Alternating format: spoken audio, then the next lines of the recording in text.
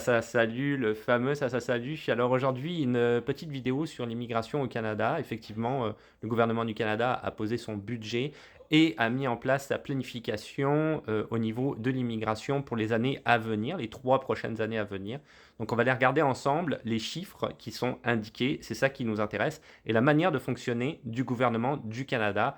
Alors encore une fois, je parle pour toutes les provinces du Canada, hormis le Québec pour la plupart des cas malheureusement, puisque le Québec gère sa propre immigration. Alors comme d'habitude, pour plus de transparence, je te montre le site internet du gouvernement du Canada en question, le fameux rapport annuel au Parlement sur l'immigration 2025, tu le trouveras ici. Donc tu vois bien, c'est le site du gouvernement du Canada.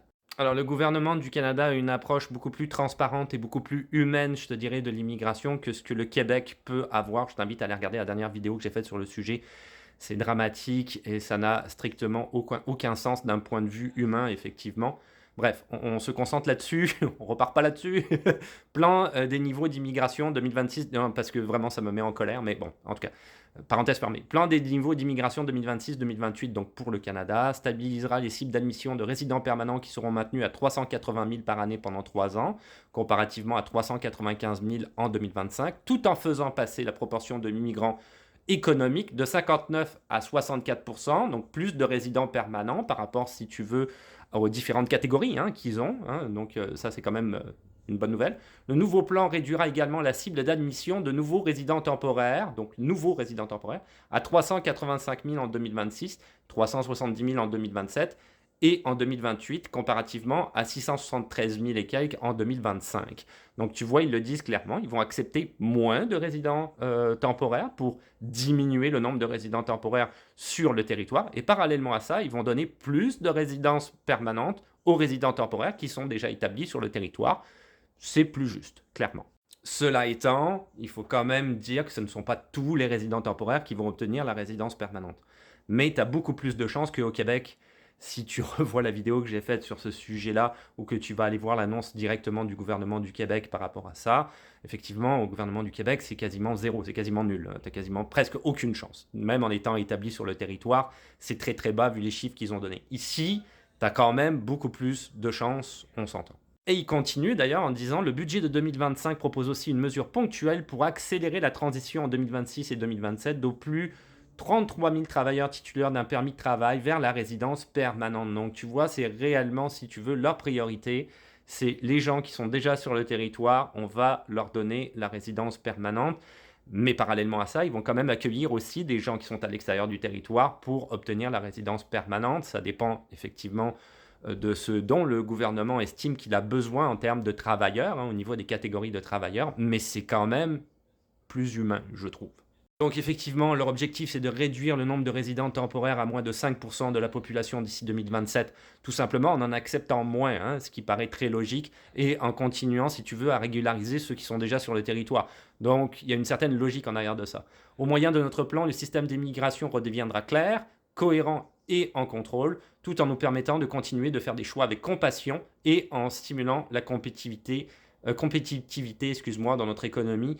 Compassion, tu vois, il y a des termes, il y a des mots qui sont employés que tu ne vois pas du tout dans l'annonce du gouvernement du Québec, qui est beaucoup plus radical de dire on interdit, on arrête, c'est fini, le PEQ terminé, fin novembre, blablabla, rentre chez toi. Donc tu vois, je veux dire, on n'est pas du tout dans la même vibe.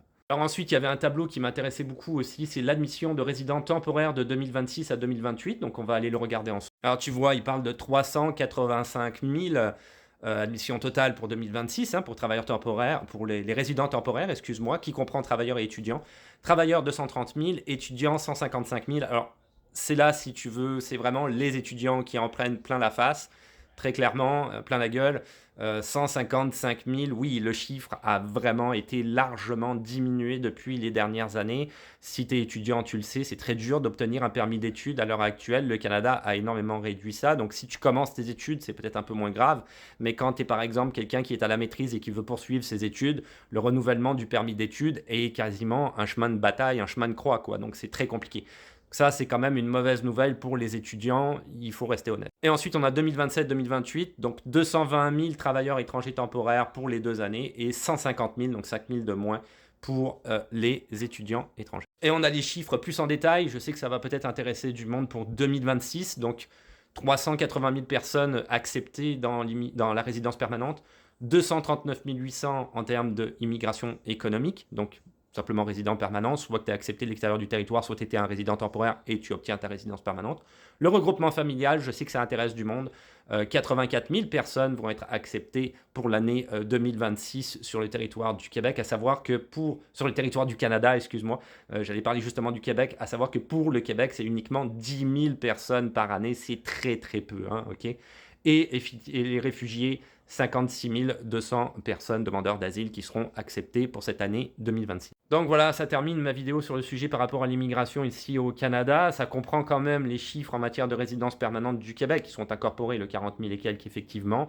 Cela étant, bon, le Canada ne gère absolument pas les résidents temporaires sur le territoire du Québec. C'est la province du Québec, le gouvernement du Québec qui décide le nombre de résidents temporaires qu'ils vont admettre sur le territoire. Une vidéo est à suivre à ce sujet-là. J'ai trouvé des chiffres justement sur le site en question dont je viens de parler qui sont très intéressants pour le gouvernement du Québec et encore une fois malheureusement hyper négatifs. Négatif dans le sens négatif pour les gens, négatif pour le facteur humain naturellement. Je terminerai là-dessus. Je pense qu'il y a une approche peut-être un petit peu plus humaine hein, du point de vue du gouvernement du Canada qui ne va pas hésiter à augmenter le nombre de résidents permanents, tu l'as vu, de 59 à 64 et en donnant effectivement la résidence permanente à des travailleurs étrangers temporaires déjà établis sur le territoire. Ça me semble un petit peu plus juste, même s'il y a une petite réduction quand même des chiffres. Les étudiants pour l'ensemble du Canada, c'est eux que pour moi c'est la grosse problématique. Si tu as un étudiant, je pense un peu à toi, je le sais, c'est difficile, je le vois, les permis d'études, très durs à obtenir, très difficile à faire renouveler. Donc, si tu penses faire tes études peut-être quelque part ailleurs dans le monde, privilégie pas peut-être le Canada pour le moment et essaye une autre destination, ça serait mon conseil. Là-dessus, je te dis à plus.